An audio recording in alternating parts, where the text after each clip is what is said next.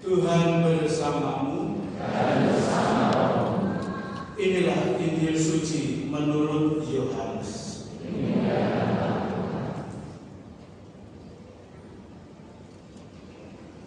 Sekali peristiwa Yesus berangkat ke seberang Danau Galilea, yaitu Danau Tiberias.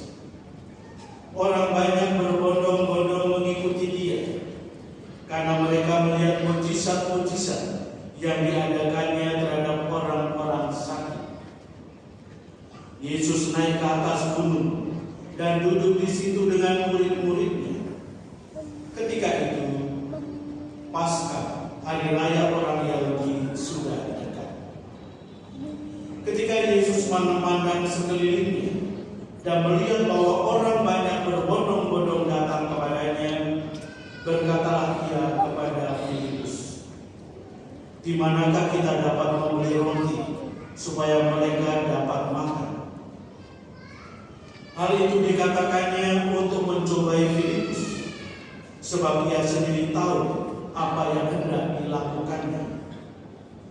Jawab Filipus kepadanya, "Roti seharga 200 dinar tidak akan cukup untuk mereka ini, sekalipun masing-masing mendapat sepotong kecil saja."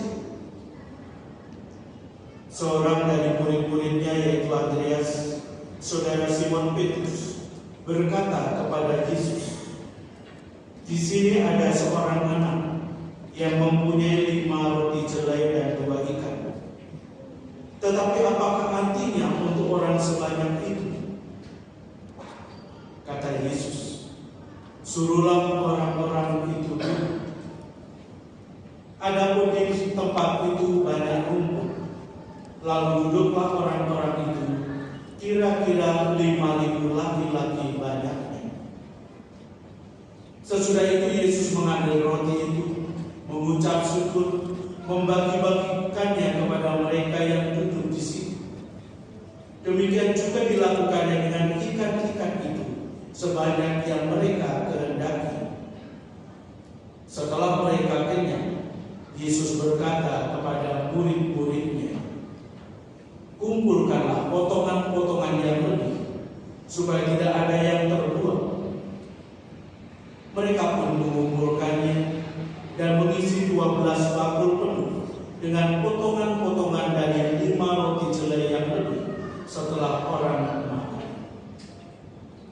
Ketika orang-orang itu melihat tanda mujizat yang telah dilakukan Yesus, mereka berkata, "Dia ini adalah benar-benar nabi yang akan datang ke dalam dunia."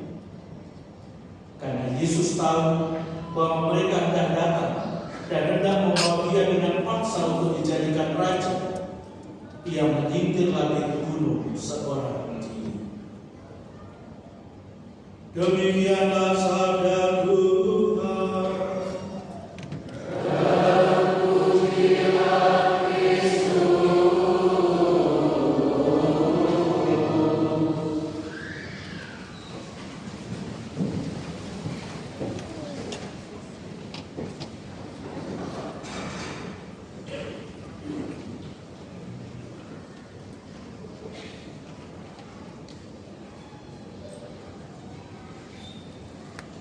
Bapak Ibu, saudara-saudari dan adik-adik sekalian yang terkasih, di dalam perjalanan kehidupan kita, di saat-saat tertentu kita menghadapi peristiwa-peristiwa yang tidak terduga. Seperti pada saat ini mungkin banyak di antara kita juga menghadapi peristiwa yang tidak terduga, antara lain bagi kita kebanyakan yang tidak tahu kenapa itu di gereja di bagian bangku depan ada barisan orang-orang pakai baju putih-putih. Apakah mereka ini baptisan baru yang mau dibaptis? Karena tidak tahu kan bisa menebak-nebak. Bapak Ibu, saudara-saudari yang terkasih, mereka ini adalah orang-orang penting di paroki kita. Mereka adalah para ketua lingkungan kita, ketua wilayah, ketua komunitas kategorial, tetapi juga ketua perangkat karya yang ada di paroki kita, seksi-seksi, di mana mereka dikenal dengan nama anggota Dewan Paroki Pleno yang pada hari ini mereka akan dilantik. Nah, yang tadinya tidak terduga sekarang jelas siapa mereka ini. Mungkin kita umat sekalian juga boleh cari-cari mana ketua lingkungan saya, atau kita dari perangkat karya mana ketua seksi saya, seksi katekese atau seksi PSW dan lain sebagainya. Ada banyak seksi di sana. Cari-cari mana, datang apa enggak? Oh, jangan-jangan lupa. Seandainya ada yang lupa, itu namanya terlalu. Dan karena itu pasti tidak ada yang lupa. Karena ini menjadi peristiwa penting. Bahkan tim sudah jauh-jauh hari mengingatkan supaya mendatang dan lain sebagainya. Dan pada hari ini jam 10 mereka sudah harus duduk manis di dalam gereja ini. Ada yang jam 10 tepat sudah duduk manis, ada yang kemudian menyusul sesuai perhitungan waktu masing-masing. Nah, Bapak Ibu saudara-saudara yang terkasih, dari bacaan-bacaan yang baru saja kita dengarkan tadi juga mengungkapkan sesuatu yang tidak terduga sebelumnya. Dari bacaan yang pertama, ada seorang yang membawa persembahan kepada abdi Allah, yaitu Elisa, dengan membawa 20 buah roti jelai. Tentu maksudnya adalah untuk nabi ini bersama dengan orang-orang yang ada tinggal di sini. Tetapi tiba-tiba sang nabi mengatakan, berikanlah kepada orang-orang ini. Tentu orang yang membawa persembahan itu bingung. Dengan dia membawa 20 buah ini, 20 biji, itu perhitungannya cukup untuk keluarga nabi di sini. Sementara ada begitu banyak orang yang ada sekitar 100-an orang, maka dia bingung, tak terduga. Dan dalam bacaan Injil, Tuhan Yesus dihadapkan dengan ribuan orang. Tadi dihitung yang laki-laki saja 5.000. Berarti jumlahnya bisa lebih dari 5.000 karena setiap kali perkumpulan apa saja, kecuali patrisia di paroki kita. Jumlah yang hadir umumnya kebanyakan wanita yang ibadah.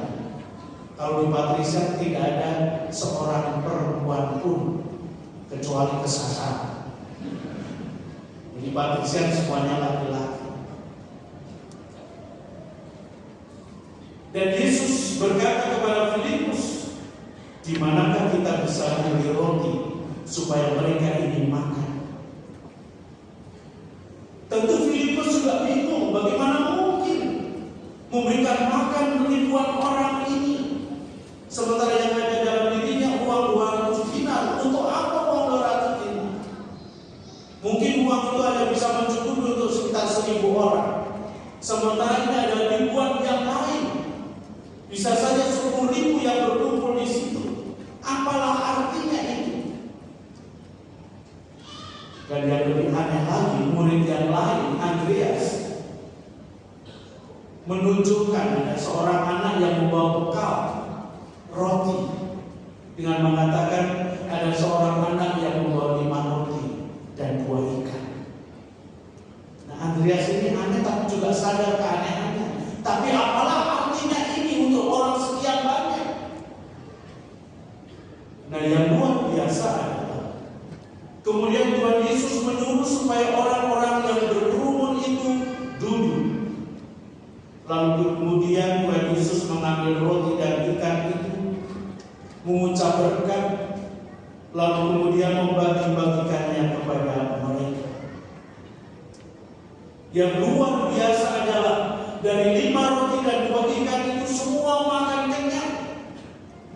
Bahkan tadi dikatakan, kumpulkanlah roti yang lebih dan ikan itu.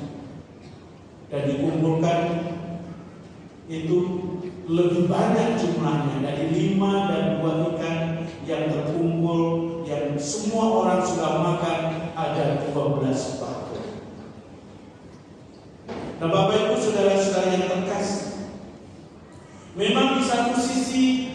Ini kita bisa melihat sebagai suatu mukjizat. Dan karena itu banyak orang heran dan menyatakan dia adalah benar-benar nabi yang hadir di tengah-tengah kita.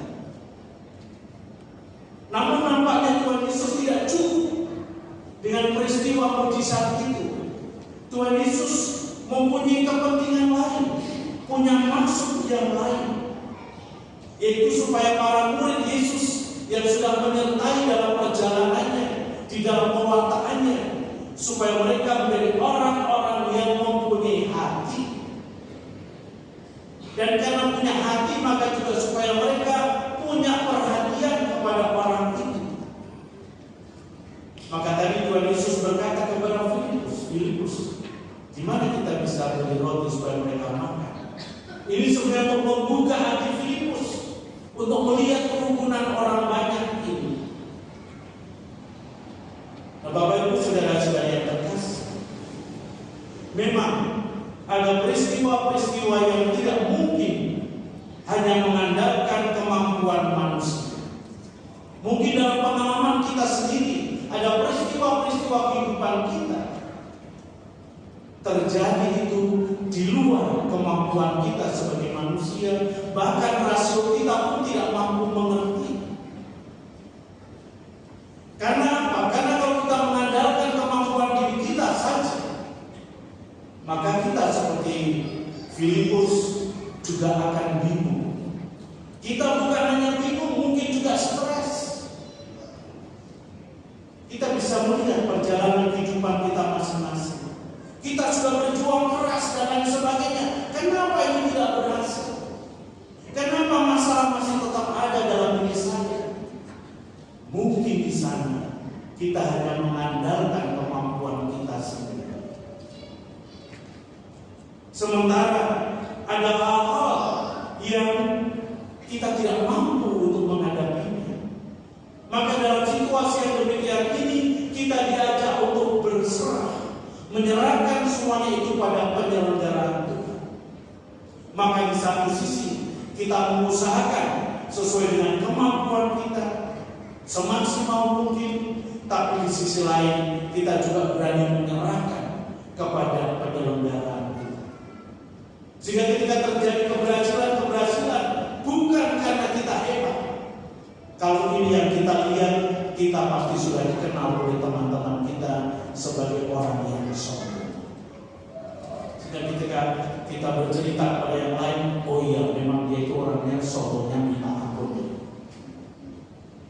Tetapi kalau melihat bahwa itu juga penyelenggaraan Tuhan, maka orang akan dengan rendah hati bahwa ya memang saya ada kelemahan, ada keterbatasan, dan membiarkan Tuhan yang bekerja. Dan Allah menyelenggarakan lewat orang-orang yang ada di sekitar kita juga, seperti yang terungkap dalam bacaan yang kedua tadi. Bagaimana di antara sesama supaya membangun persaudaraan, membangun persatuan, supaya ketika ada masalah-masalah yang ada teman-teman kita yang bisa turut membantu. Ibarat kita menghadapi beban 100 kilo, kita angkat sendiri, walaupun kita dikenal sebagai orang yang katakanlah jagoan angkat beban 100 kilo, tapi kan setengah mati angkat. Tapi kalau diangkat oleh 10 orang, mungkin begitu terangkat begitu mudah, karena banyak orang terlibat di sana. Nah, Bapak Ibu saudara-saudara yang terkasih, sebentar lagi para ketua lingkungan, ketua wilayah, komunitas, dan juga perangkat karya akan dilantik. Maukah Bapak Ibu dan saudara-saudari sebagai anggota Dewan Plenum, seperti Dewan Firman Tuhan yang kita dengarkan pada hari ini, bahwa kita sekalian diberi kepercayaan untuk menjadi ketua wilayah, ketua lingkungan, ketua seksi tertentu perangkat karya di paroki kita, atau komunitas kategorial yang ada di paroki kita, bukan soal kehormatan sehingga kita lalu kemudian jalan gagah yang tadinya urung-urung karena kita jadi ketua lingkungan, ketua wilayah,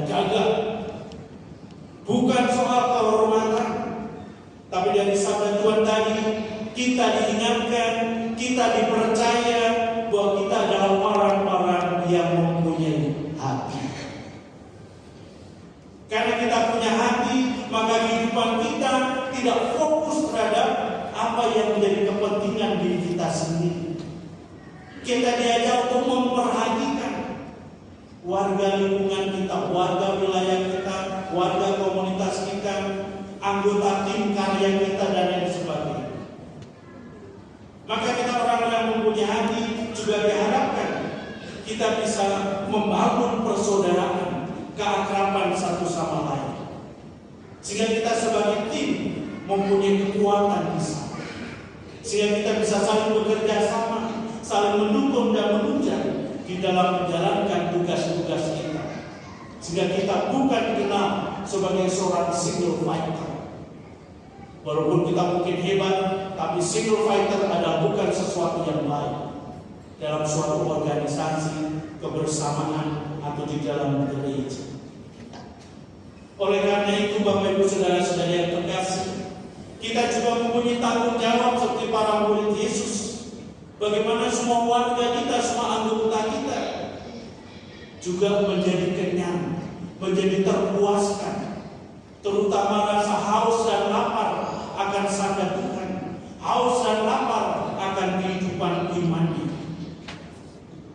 Nah, semoga Roh Allah senantiasa membimbing di dalam tugas dan pelayanan kita, dan kita sekalian umat sebagai warganya juga mau untuk turut terlibat, bekerja sama dengan orang-orang yang sudah kita percaya menjadi pengurus di dalam lingkungan wilayah organisasi kita.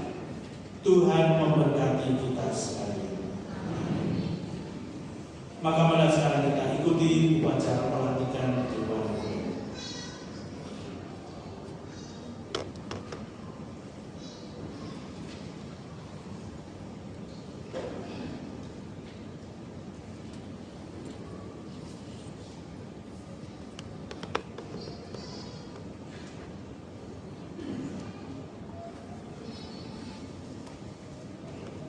Selamat siang Bapak Ibu, saudara-saudari yang terkasih dalam Kristus. Pada saat ini kami akan membacakan surat keputusan tentang pembebasan tugas Ketua Seksi, Koordinator Wilayah, Kepala Bagian, Ketua Lingkungan, anggota pengurus Dewan Paroki Pleno dari unsur Ketua Komunitas Kategorial, Pimpinan Komunitas Biara. Sesuai dengan pedoman dasar Dewan Paroki Keuskupan Agung Jakarta tahun 2019 dan berdasarkan usul dari Dewan Paroki Pleno periode 2021-2024 serta keputusan rapat Dewan Paroki Pleno tanggal 5 Mei 2024, dengan ini kami, Pastor Tarsisius Siswanto MSc, Ketua Umum atau Pastor Kepala Paroki Pluit, membebas tugaskan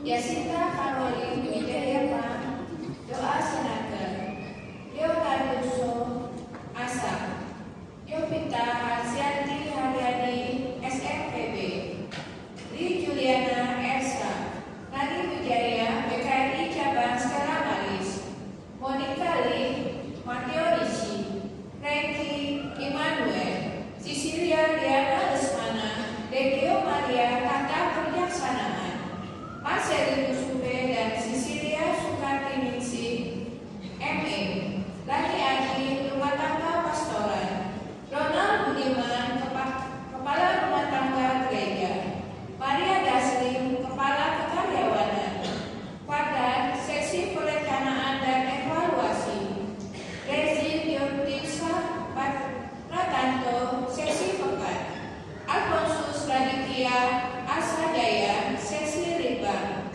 Sela Sugiarto, Seksi Liturgi diwakilkan, Maria Pianata Redia, Kitab Suci diwakilkan, Rudi Cahyadi dan Wehani, Seksi Kerasulan Keluarga, Suster M. Bonaventura CB, Seksi Panggilan diwakilkan,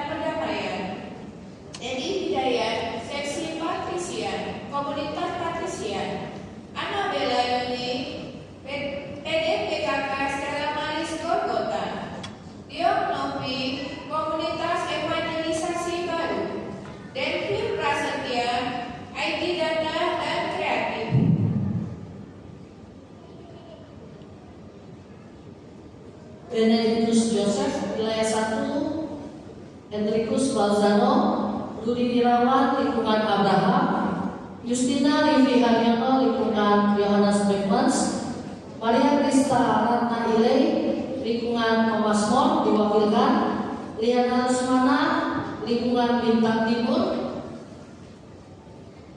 Markus Wijati, lingkungan Filipus Neri, Kristina Pimpin, wilayah 2, Matias Rasul, Michelle Subianto, lingkungan Gerardus Mayela, Rianto, lingkungan Angela Merici, Alfonsus Liguari Sony Darmawan, lingkungan Benedictus Abbas, Sinta Sartika Donalita, lingkungan Antonius Padua, Antoni Edi Julianto, lingkungan Ignatius Antioquia, Kristina Pimpin, lingkungan Petrus, Patricia Evan Lingga Utama, lingkungan Paulus, Bonavasius Urat BRIP, wilayah 3, Santo Yusuf, FX Susanto, lingkungan Vincentius de Paul, Markus Supriyanto, lingkungan Yakobus, Laura Tio Ihom, lingkungan Agustinus, Patricia Riani, lingkungan Franciscus Asisi, Meliana, lingkungan Franciscus Saverius, Yohanes Chrysostomus Adi Prasojo, lingkungan Stefanus, Lukas Ajaya, wilayah 4, Yohanes Bosco, Franciscus Saverius Saleh Sumatri, lingkungan Cecilia, Rusmin Salim, lingkungan Maria Fatima, Cornelius Arnold Tumbelaka, lingkungan Mikael, Angela Natali Susanti Salim, lingkungan Ganesha, Laurencia Likaiwa, lingkungan Lukas, Mariana, lingkungan Maria, Erwin Walando, wilayah 5, Samson Senodesius, Kristina Natalia Tanjunglan, lingkungan Ursula, Siti Januarsi, lingkungan Charles de Foucault, Konstantinus Honset, lingkungan Andreas, Elvina Jam, lingkungan Urbanus, Julita Darmin, lingkungan Cornelius, Budi Utama Chandra, lingkungan Helena diwakilkan,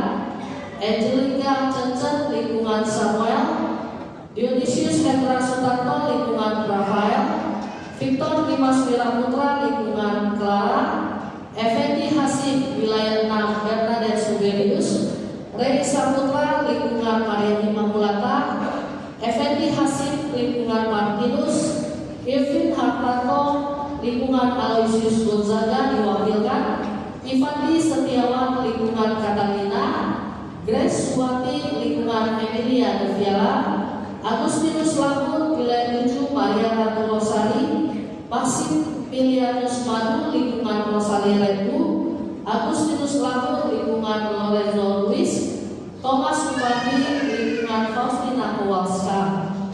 Tugas pelayanan suster mengacu pada PDDPKAJ tahun 2017 dan pedoman rumah tangga paroki Pluit, Suster Giovanni CB sebagai pimpinan komunitas CB Pluit. Surat keputusan pembebasan tugas ini berlaku mulai tanggal 28 Juli 2024. Atas karya pelayanan yang telah diberikan selama ini, kami sampaikan terima kasih. Tertanggal Jakarta 28 Juli 2024, Pastor Tarsisius Yuswanto MSc, Ketua Umum Kepala Paroki Pluit. Terima kasih.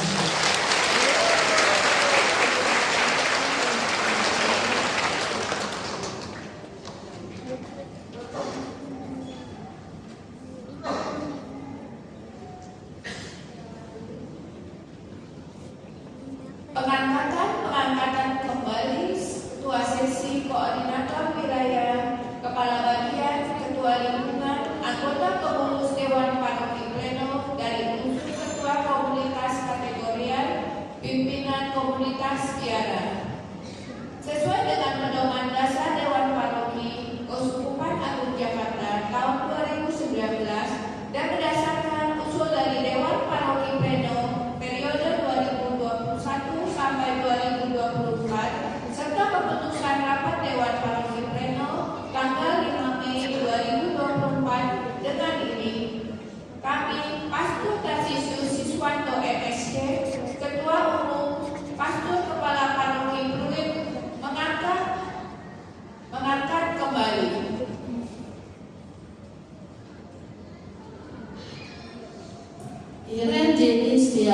Jaja Kerahiman Ilahi diwakilkan.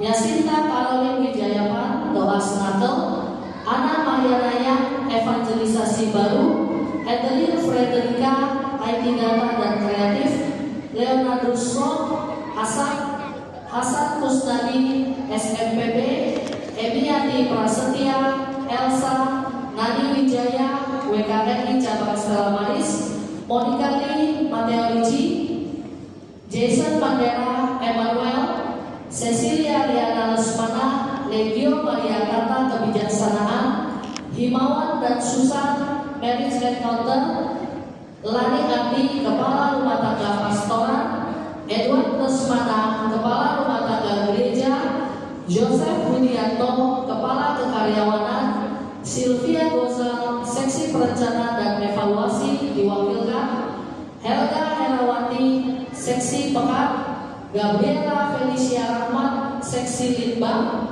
Maria Krista Ratna Hile Seksi Liturgi diwakilkan, Farida Oscar Seksi Kitab Suci, Neopolus Raka dan Evi Cendri Seksi Kerasulan Keluarga, Suster Bonaventura CB Seksi Panggilan diwakilkan, Yunita Purba Seksi Pendidikan, Stefani Lilianti Gunawan Seksi Katekese, William Handoko Seksi Komsos, Yovita Harsianti Harijadi PSE, Carmelita Lituan Seksi Kesehatan, Sylvester Kevin Adiputra Setiawan Seksi Kepemudaan, Didi Angga Seksi HHK, Dr. Eva Suryani Seksi Keadilan Perdamaian, Suherwan Indra Jaja Patricia, Meliana PD PKK Stella Maris Golgota.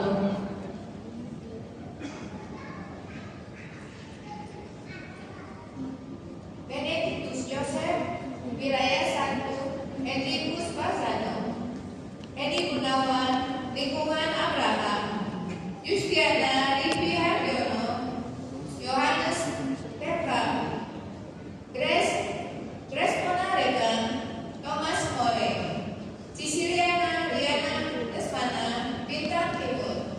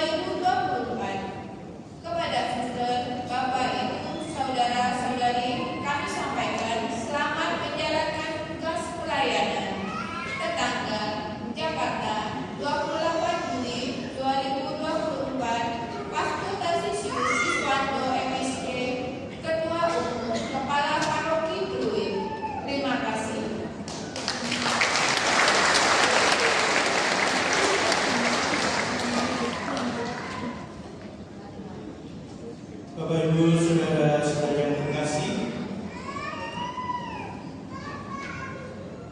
setelah saudara-saudara mempersiapkan diri menjadi ketua lingkungan, koordinator wilayah, ketua seksi, kepala bagian, pemimpin komunitas sejarah, ketua komunitas kategorial, maka nyatakanlah kesanggupan saudari-saudara. Bersediakah saudari-saudara menerima dan melaksanakan tugas pelayanan suci ini dengan sukacita dan rela hati? Bersediakah saudari-saudara melayani umat Allah dengan semangat gembala baik dan murah hati? Bersediakah saudari-saudara berkarya sesuai dengan arah dasar Kuskupan Agung Jakarta? Bersediakah saudari-saudara berkarya dengan setia dan penuh semangat kerjasama sepanjang masa bakti pelayanan? Sebagai bukti kesanggupan saudari-saudara, silakan saudari-saudara mengucapkan janji di hadapan Allah dan di hadapan umat beriman.